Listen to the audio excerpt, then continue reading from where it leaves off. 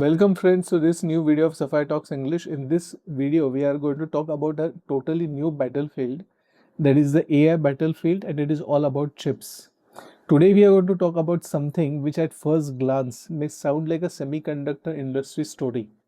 We are going to be talking about chips, Nvidia, AMD, China and America. Now this sounds like a topic for engineers, right? Actually no. This is increasingly becoming a story about who controls the future of the global economy and potentially the global military balance. Because the US China technology competition has moved far beyond software. The real battlefield is now increasingly all about computing power.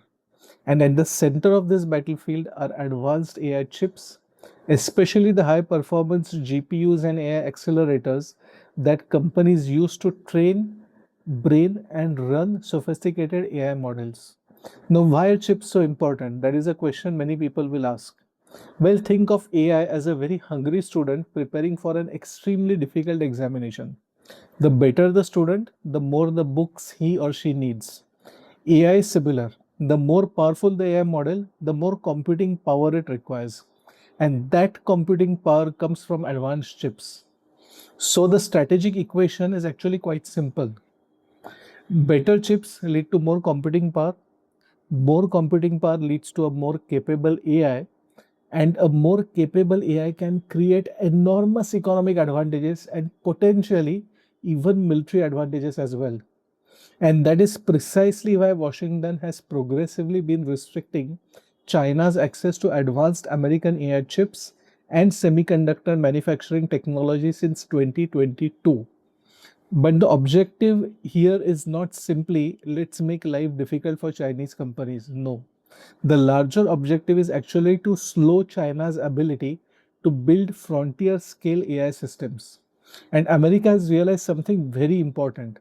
AI is no longer just about commercial technology. It is increasingly becoming a national security asset. The Congressional Research Service has also pointed out that US controls increasingly not just individual chips, but computing capacity, semiconductor manufacturing equipment, and possibly even access to third countries. So essentially, America isn't just asking what chips are you buying. It is increasingly asking how much computing power are you accumulating, where is it going, and what you are going to do with it. Now, this is where the story really gets interesting because America's policy towards China hasn't been completely static, it has evolved. Initially, the US restrictions focused heavily on Nvidia's most advanced chips, including products such as the A100 and H100 chips. But Nvidia, being Nvidia, basically said, okay, if these products cannot go to China, let's modify the products a bit. And that's how China specific versions such as the A800, H800, and later the H20 entered the picture. But Washington wasn't exactly impressed. The Americans repeatedly tightened the technical thresholds to make sure that these modified products can't simply just become a backdoor route to American advanced AI computing. So it's now become a cat and mouse game. America changes the rules, the industry finds a workaround, America changes the rules again, the industry says, okay, let's try another plan, and Washington says, then we'll continue to change the rules. And the cycle has continued till now. But then came another interesting development. In January 2026, the US Bureau of Industry and Security has changed its licensing policy concerning certain advanced chips, including NVIDIA's H200 and AMD's MI325X. Instead of simply saying no, China cannot have them, applications can now be reviewed on a case to case basis but subject to very stringent security conditions. Now, don't misunderstand this as America suddenly becoming generous. No, it is not that way. This isn't China, please have some chips and enjoy. No, it is not that way either. There are certain conditions. The US wants to ensure that American consumers aren't disadvantaged in any way. Chinese purchasers have to maintain export compliance controls, and the chips are subject to independent security and performance testing. So the message here is quite clear. China may get access to some advanced AI chips, but on America's terms. And this creates a very fascinating contradiction. because America wants to maintain its technological advantage. But at the same time, American companies such as Nvidia obviously want to sell their products. And that brings us to perhaps the most interesting character in this entire story, and that is the company Nvidia.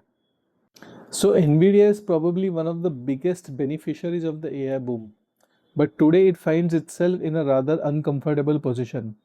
Now, imagine that you are running a restaurant. One customer is extremely hungry and has a lot of money. Another customer happens to control the road leading to that restaurant. And the second customer says, "You can serve the first customer, but only what I approve." That's roughly the kind of strategic dilemma Nvidia faces just now. China is a huge technology market, but American export controls have made it increasingly difficult for Nvidia to compete here. And Nvidia itself has disclosed that successive US restrictions have affected products such as A100, H100, and H20. The financial consequences for Nvidia are also quite real. Nvidia reported a $4.5 billion charge in financial year 2026 related to the H20 inventory and purchase obligations following new licensing requirements. So, this isn't merely a geopolitical argument happening in Washington. It hits the company's balance sheet also. And that's where the three-way conflict becomes very fascinating. Washington says, don't allow China to acquire cutting edge computing power. Beijing says, don't allow China to become dependent on American technology. And Nvidia says, hey guys, we are actually wanting to sell our products. Everyone has a point here and everyone has a problem. Now, there has been some movement in this area. Recent Reuters reports indicate limited quantity of Nvidia's H200 have now begun reaching Chinese consumers but with US approval. But China is reportedly encouraging companies to keep some of this computing capacity outside mainland China. And then we have another development which shows just how serious the issue has become. On August 24, Taiwanese authorities announced indictments involving allegedly illegal exports of AI servers containing Nvidia chips to China. So now we are not talking merely about trade policy. We are talking about export controls, supply chains, national security, and enforcement. And that leads us to a biggest question of all: what happens if this competition continues for years to come? This may ultimately be the most important consequence of the entire US China AI chip conflict: technology fragmentation. Today, we still have a relatively interconnected global technology ecosystem. But imagine a world where the AI industry gradually develops into two competing ecosystems.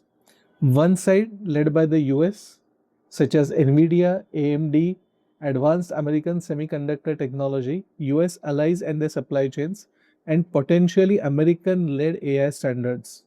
On the other side, you will have China with Huawei and other Chinese AI chip manufacturers, domestic Chinese accelerators, Chinese semiconductor manufacturing, and increasingly Chinese technological self reliance. In other words, China will be saying, if America can switch off the tap tomorrow, why are we drinking from America's tap today? And that is the unintended consequence that Washington has to consider. Because export controls can slow down China's progress in the short term, but they can also create a very powerful incentive for China to develop alternative technologies. And China is not starting from zero. It has enormous engineering talent, a massive domestic market, significant state support for strategic technologies. So we would eventually see two competing technology stacks. And that is the much bigger story here rather than just the Nvidia versus Huawei story. It becomes chips, computing power, AI, economic power, and ultimately military power. This is the chain. And whoever controls the AI computing stack could have a significant influence over the next decade of global technology power. But here's the million, or should I say the $1 billion question: can America restrict China's access to advanced AI chips without accidentally pushing China to build a completely independent AI ecosystem?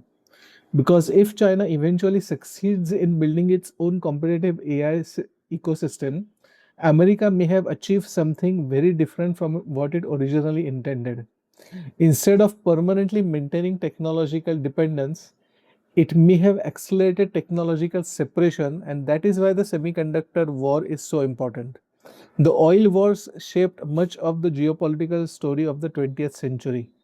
The chip wars could become the big story of the 21st century. And remember, this isn't only about America and China. The consequences will travel through the global supply chains, technology companies, financial markets, and eventually ordinary businesses and consumers.